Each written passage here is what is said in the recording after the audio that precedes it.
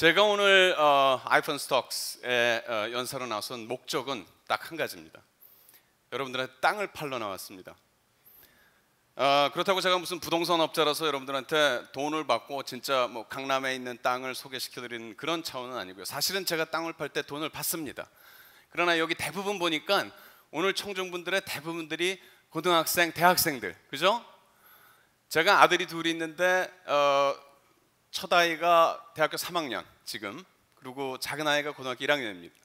그래서 우리 아들 또 딸을 보는 것 같은 그들에게 얘기하는, 돈을 받고 팔 수는 없잖아요. 그래서 여러분들한테는 특별히 오늘 제가 돈을 안 받고, 왜냐하면 우리 아들들한테는 아무리 좋은 얘기를 하려고 해도 이놈들이 당체 들어먹질 않아요. 저랑 얘기를 안 하려고 그럽니다. 그래서 여러분들한테는 오늘 돈을 안 받고 땅을 여러분들께 제가 팔고자 합니다. 그게 제 목적입니다. 자, 어떤 땅입니까? 제가 말씀드리는 땅이라는 것은 제목에서 나와 있는 것처럼 공공외교, public diplomacy, 영어로는 public diplomacy라고 하는데, 공공외교라는 다소 여러분들한테는 생소한 그런 기회의 땅을 여러분들께 제가 소개시켜 드리려고 그래요. 여러분들 혹시 이 중에서 공공외교 또는 public diplomacy라는 말을 한 번이라도 들어보신 분 계시면 손 들어봐 주세요. 이제는 꽤 많이 생각보다는 많이 그 손을 들어주셨는데요. 바로 그렇습니다. 그래서 오늘 저는 짧은 시간이지만 사실은 세 가지의 질문, 세 가지의 퀘스천을 마음속에 들고 나왔습니다. 첫 번째 질문, 도대체 공공외교라는 것이 무엇이냐? 그 공공외교에 대해서 여러분들에게 제가 생각하는, 제가 이해하는 그런 공공외교에 대해서 소개를 드리고, 두 번째 퀘스천, 그렇다면 왜 as of today, 왜 지금 이 순간에, 왜 21세기에 우리가 공공외교라는 서브젝트에, 공공외교라는 기회의 땅을 놓고 씨름을 해야 되느냐? 왜 그러느냐? 그게 제 두 번째 퀘스천이에요. 세 번째 퀘스천은, 그렇다라고 하면 과연 우리가 대한민국이라는 국가로서, 한국이라는 국가가 특별하게 추구해야 되는 소위 말해서 한국형 공공외교, 한국형 공공외교 모델이라는 게 있기는 한 건가? 아니면 그런 모델이 과연 우리에게 필요한 것인가? 여러분, 싸이의 강남 스타일 다 아시죠? 그러니까 제 마지막 질문은, 우리가 정말 퍼블릭 디플로마시, 코리안 스타일이 정말 필요한 것이냐? 그리고 필요하다면 그것이 무엇이 되어야 하는 것인가? 라는 그런 세 가지 질문을 나름대로 여러분께 그 질문에 대한 답을 풀어보기 위해서 사실은 이 자리에 섰습니다. 자, 첫 번째 질문, 도대체 공공외교란 무엇인가? 저는 바로 이 순간에 우리나라뿐만 아니라 이 세계에는 세 가지 종류의, 외교는 외교인데 종류가 다른 세 가지 종류의 외교가 있다고 생각을 해요. 하나는 우리가 통상 이해하고 있는 전통적인 외교입니다. 두 번째는 공공외교는 공공외교인데 20세기, 특히 20세기 후반기에 외교적인 실천으로서 실행되었던 공공외교. 그래서 저는 개인적으로는 그것을 OPD, Old Public Diplomacy 또는 900 외교라고 얘기를 합니다. 마지막으로 세 번째 타입은 21세기에 들어와서, 비록 20년도 안 지, 지금 뭐 한 14년밖에 안 지났는데 21세기에 들어와서 과거 20세기 후반기의 공공외교하고는 전혀 다른 양상으로 전개되고 있는 새로운 공공외교. 그래서 저는 그것을 NPD라고 얘기를 합니다. New Public Diplomacy. 이 세 가지가 과연 어떻게 다른가? 그래서 우리가 그 세 가지 외교의 비슷한 점하고 상이점을 들여다보면 공공외교가 무엇인지 여러분들한테 감이 잡힐 것 같아요. 그렇지 않습니까? 저는 이 세 가지 외교를 세 가지 측면에 초점을 맞춰서 비교를 하려고 그래요. 하나는 공공외교의 주체가 누구냐? 누가 외교 정책이건 또는 외교에 관련된 직접적인 프로그램이건 이거를 주도하고 주관하는 주체가 누구냐? 두 번째는 과연 이러한 특정한 외교 정책이나 외교 프로그램이 누구를 향해서, 누구를 대상으로 해서 시행되고 있는 대상의 개념입니다. 세 번째는, 자, 이러한 외교 정책이나 프로그램을 실질적으로 실행하는 수단, 어떠한 수단이 수단을 사용하느냐? 자, 간단히 말씀드려서 전통적인 외교는 여러분 다 아시다시피 주체나 대상이 전부 정부입니다. 우리가 흔히 전통적인 외교, 디플로마시를 정의를 할 때는 정부 간의 모든 공식 상호작용이라고 그렇게 정의를 할 수 있어요. 구체적으로는 그것이 협상이 됐건 조약이 됐건 여러분 자유무역 협정이 됐건 이제 그런 모든 것들을 아우르는 정부 간의 모든 공식적인 상호작용이 전통적인 외교다. 그러나 공공외교는 구공공외교나 신공공외교를 막론하고 첫 번째 대상이라는 측면에서 확연히 구분이 됩니다. 신공공외교는 정부가 공공외교는 신구를 막론하고 정부가 외교의 주체가 될 수 있지만 외교의 대상이 달라진다. 상대방 국가의 정부를 향한 외교는 이미 그건 공공외교 영역이 아닙니다. 대상이 외국 국민들이 되는 거예요. 영어로는 외국 국민 그러면 foreign public이라고 하죠. foreign public. 그래서 공공외교, public diplomacy라는 public이라는 말이 사실은 그 대상이 우리는 public, 정부가 아니라 public을 대상으로 한다라고 해서 public diplomacy라는 명칭이 나온 겁니다. 두 번째, 주체 차원입니다. 지금 정부가 주체가 되고 외국 국민을 대상으로 하는 공공외교는 아직도 굉장히 유용한 형태의 공공외교 형태지만 사실은 20세기 후반기에 지배적이었던 공공외교의 모습이었습니다. 이건 주로 어떤 특정 국가가 상대방 국민들을 향해서 old media, mass media라는 매체, 즉 TV나 라디오 같은 매체를 통해서 일방적으로 메시지를 전달하는, 그러나 매체의 특성상 상대방의 청취자의 의견은 들으려고도 안 했고 들을 수도 없습니다. 내가 하고 싶은 말만 매스미디어를 통해서 전달을 하고 그다음부터는 귀를 막고 나 안 들림 하는 이런 형태의 일방적인 소통, 또는 통상 우리는 그걸 닫힌 소통, closed communication이라고 얘기를 하는데요. 그랬던데 반해서 이제 21세기에 들어서는 주체가 단순히 정부가 아니라 이제는 외교의 대상으로서뿐만 아니라 외교의 주체로서 비국가 행위자들, 우리가 통상 비국가의 행위자들이라고 하면 대표적으로 어떤 게 있습니까? NGO, 그렇죠? Non-government organizations, 그 다음에 기업, 그 다음에 어떤 단체들, 그 다음에 심지어는 여러분과 같은 우리와 같은 일반 개개인들조차가 이제는 전부 외교의 주체가 될 수 있는 시대가 온 거예요. 물론 대상은 외국의 국민들입니다.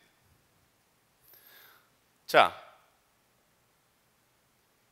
한 정부의 그 나라 국민의 자국 국민이죠. 외국 국민이 아니라.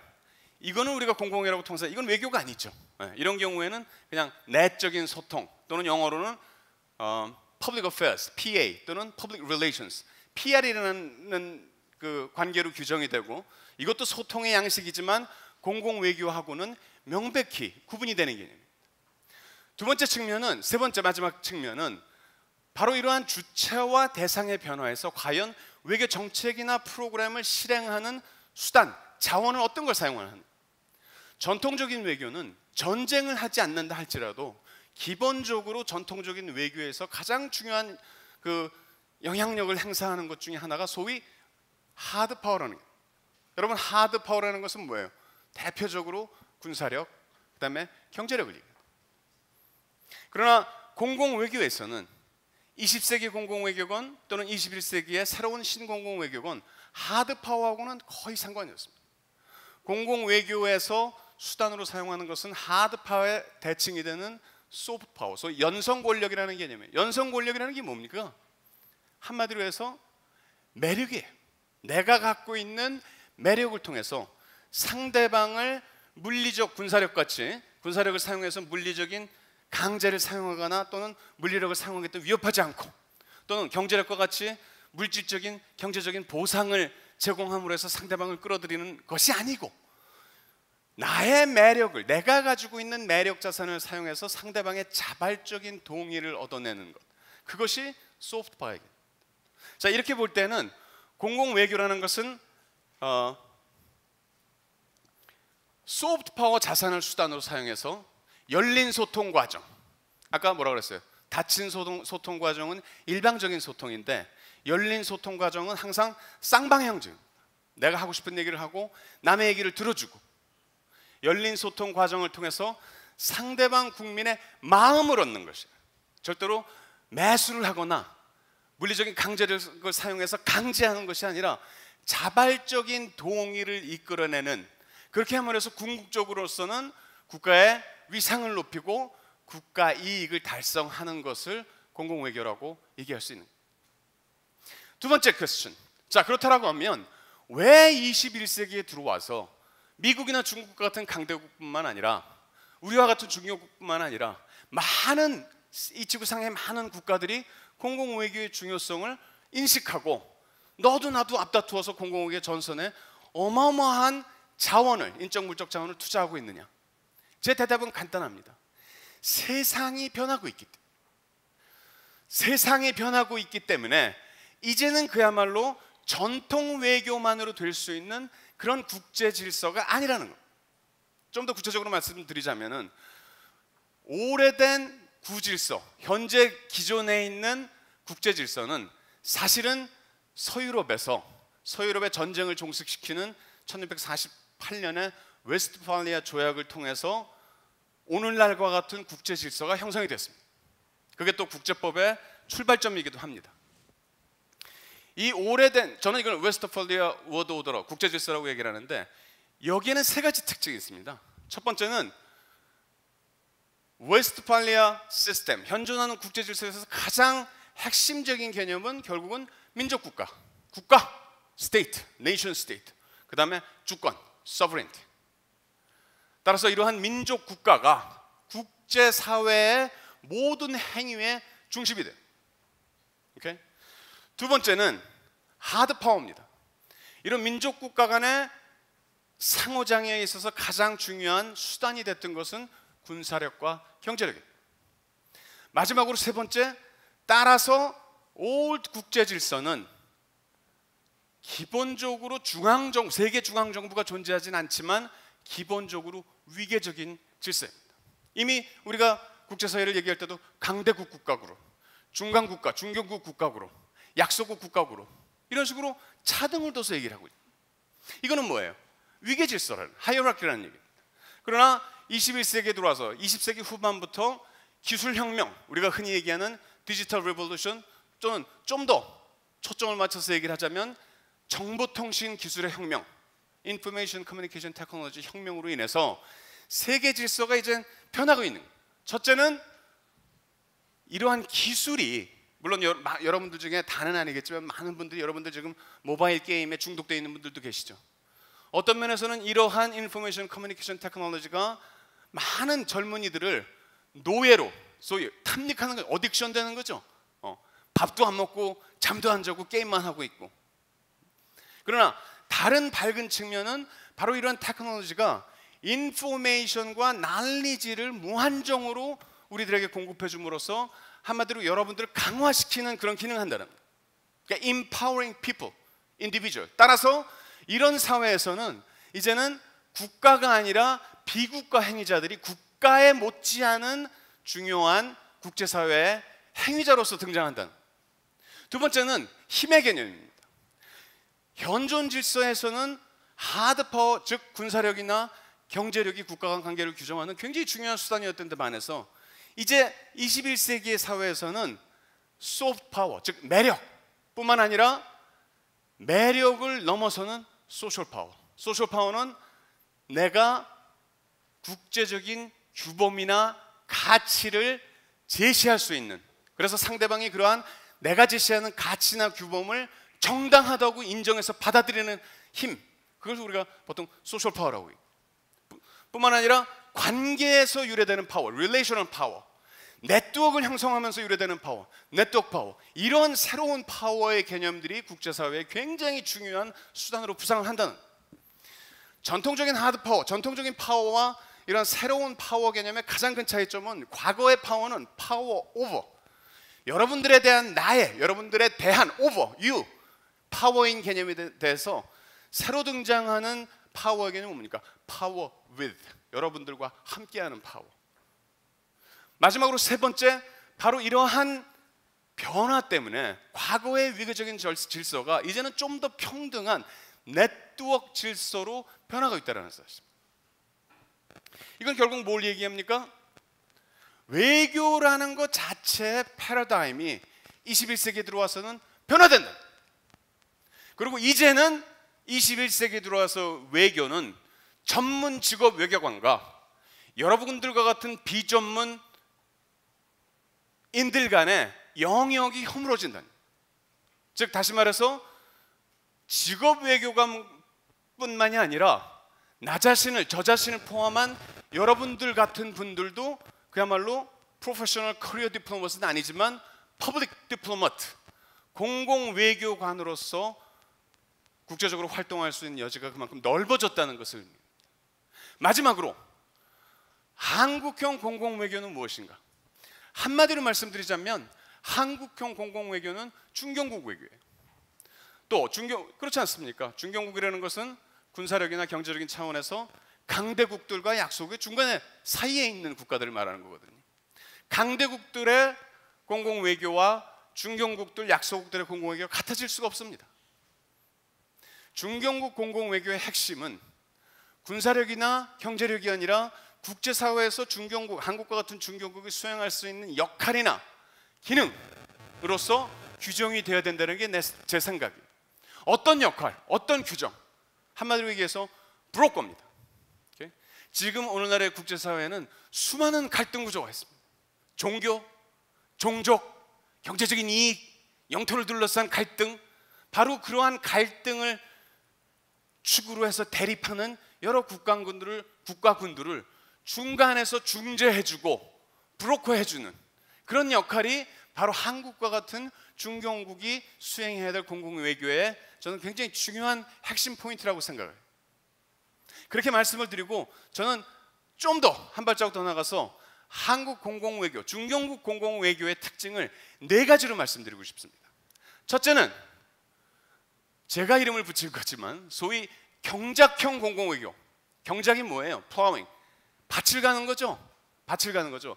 공공외교라는 것이 너무나 새로운 분야이기 때문에 예컨대 중국과 같은 경우에도 2009년을 불과 5년 전을 후진타오 주석이 2009년을 중국 공공외교 원년이라고 했어요. 대한민국 외교부는 2010년을 대한민국 공공외교의 출발점이다, 원년이다 라고 말씀을 하셨습니다. 그만큼 새로운 현상이에요. 그러나 과거 15년 정도의 한국의 공공외교를 묵묵히 밭을 갈듯이 사실은 선도적인 입장에서 개척해온 공공외교의 특정한 분야가 있습니다. 그건 뭐예요? 여러분 잘 아시는, 여러분 좋아하시는 한류예요. 처음에는 K-드라마로 시작해서 그 다음에는 K-팝으로 넘어가는, 그러면서 밭을 갈면서 사실은 세계 많은 사람들의 어트랙션을 끌어당긴 거예요. 그럼 문제는, 포인트는 뭐냐면 한류라는 것이 100년, 200년, 300년 지속될 수 있는 저기라는 게 그런 성격을 갖고 있는 게 아니거든요. 언젠가는 한류도 꺾어집니다. 그러면 한류가 열심히 밭을 갈았으면 그 뒤에 누군가가 씨를 뿌려서 한류의 보적적인 또는 한류를 보완하는, 한류를 대체하는 새로운 공공외교가 필요하다는 거죠. 그리고 저는 바로 그러한 보적적인 역할을 수행하는 것이 많이 있지만 그 중에서도 사실은 제가 칭하는 소위 지식외교, knowledge diplomacy. 이 지식외교라는 것은 우리가 역사적으로 경험했던 것을 다른 국가들에게 전수하고 전파하고 그리고 그들과 공유하는 겁니다. 여러분들 역사적인 경험이라는 것을 눈에 보이지도 않고 만질 수도 없는 거, 그것을 공유할 수 있습니까? 그럼 어떻게 해야 돼요? 역사적인 경험을 공유할 수 있는 지식의 형태로서 가공을 해야 되죠. 그게 바로 지식외교입니다. 오케이? 가장 중요한 대표적인 예가 뭡니까? 한국의 경제개발 경험을 지식화해서 그것을 약소국가들과 서로 나누는 것, 그게 지식외교입니다. 세 번째, 이미 말씀드렸지만은 소프트 파워적인 측면에서도, 공공외교의 주요한 자산적인 측면에서도 한국은 사실은 그렇게 강대국들과 비교하면 소프트 파워 자산에서도 사실은 그렇게 우월한 위치에 있질 않아요. 따라서 우리 같은 국가가 해야 될 것은 기존에 있는 자산들을 가공을 통해서 경쟁력을 높일 수 있는 그런 경쟁 우위형 가공용 공공외교를 해야 되는 거죠. 구체적인 사례를 하나 말씀드리면 관광자산. 관광자산은 뭡니까? 자연 경관뿐만 아니라 사실은 역사, 문화, 유적까지 다 포함하는 거잖아요. 근데 서양 사람들한테 동양을 경험하기 위해서 일주일 동안 휴가를 오는데 동양의 신비를 경험하기 위해서 중국에 갈래? 한국에 갈래? 일주일이야. 돈은 똑같아. 값은 똑같아. 어딜 가겠어요? 우리한테 절대로 경제 여유가 없다는 거예요. 그렇다라고 하면 어떤 식으로 가공을 하느냐? 우리는 한국으로 오는 관광 패키지에다가, 한국이 뭐가 유명합니까? 여러 개 유명하지만 그 중에 하나가 뭐예요? 성형수술이거든요. 관광 패키지에다가 쌍꺼풀 수술 하나는 마지막 날에다가 추가를 시키면, 이거는 제가 예를 농담 반에서 예를 든 거지만, 이거는 뭐예요? 가공용 패키지가 형성이 된다는 거예요. 마지막으로 Participatory Public Diplomacy, 참여형. 아까 제가 말씀드렸죠? 여러분들은 테크놀로지컬 브렉스루로 인해서 이미 인파워 됐습니다.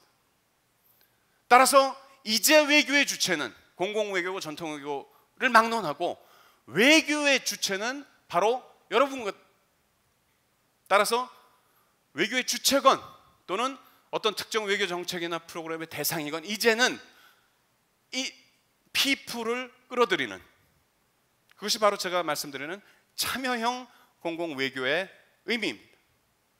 마지막으로 아까 제가 땅을 팔러 나왔다고 그랬는데, 이 기회의 땅은 사실은 여러분들 앞에 열려있는, 여러분들이 직업 외교관이 안 돼도 사실은 앞으로 10년, 20년 후에는 바로 이렇게 새롭게 부상하는 기회의 땅, 그리고 21세기의 새로운 공공외교는 아직도 어느 나라도, 미국이나 중국이나 어느 나라도 이 새로운 공공외교는 우리가 선점했다라는 깃발을 꽂지 못한 그런 무주공산, 주인 없는 땅. 마지막으로 여러분들께 질문을 드릴게요. Then why not Korea? 우리가 먼저 임자 없는 공공외교라는 땅에다가 먼저 깃발을 꽂을 수도 있는 문제 아니겠습니까? 감사합니다.